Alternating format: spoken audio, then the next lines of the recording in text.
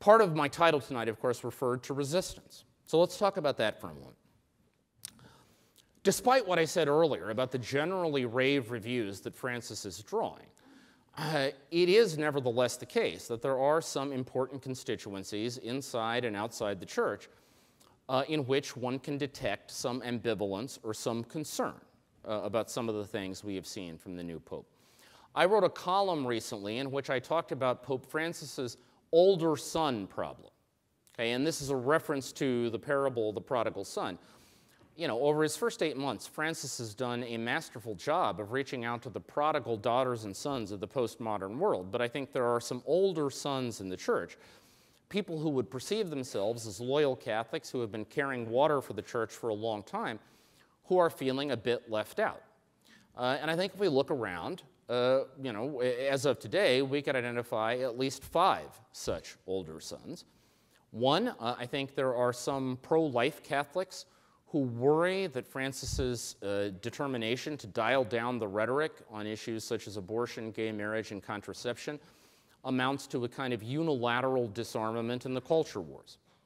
Second, I think there would be some doctrinal purists, some in the theological community, who would worry that the Pope's kind of freewheeling, let it all hang out, shoot from the hip style sort of risks confusion about some core elements of church teaching, matters of not secondary import, such as sin and salvation, and so on. Third, I think there would be some liturgical traditionalists who feel that this pope does not foster the same spirit of reverence and even awe for the church's worship that they would associate with Benedict XVI.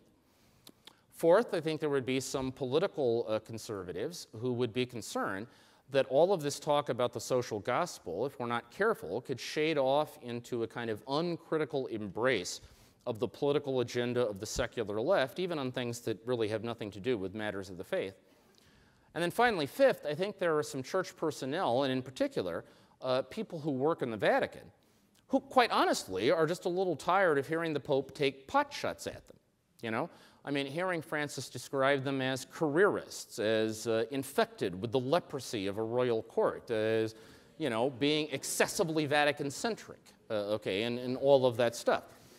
And listen, I mean, 2 things about that resistance. And I'm not sure any of it is really yet explicit resistance. I would describe it more as ambivalence. But of course, there's the danger that it could grow into resistance. 2 things I would say about that.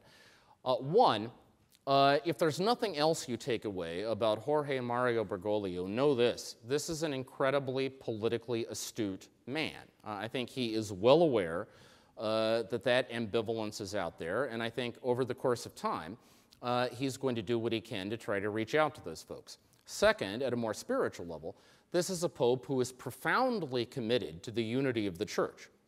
I mean, if you don't believe that, you should go find the address he gave in his general audience on the 25th of September. You can find it online. The entire reflection is devoted to the theme of unity in the church, and it is a masterful, beautiful kind of pastoral reflection. You probably know that next April, Pope Francis is going to be canonizing 2 of his predecessors, John Paul II and John the 23rd. It's actually going to happen on the 27th of April, which is Divine Mercy Sunday. And that in itself is, of course, a statement about unity of the church. But there's a line associated with John the 23rd, which I think Pope Francis also understands very well and will take to heart. The line is this: amid the ferment of the Second Vatican Council, Pope John was asked how he saw his role. And his answer was, I have to be Pope, both for those with their foot in the gas and for those with their foot in the brake. Okay, I think that's an insight that Pope Francis also understands and will act upon as time unfolds.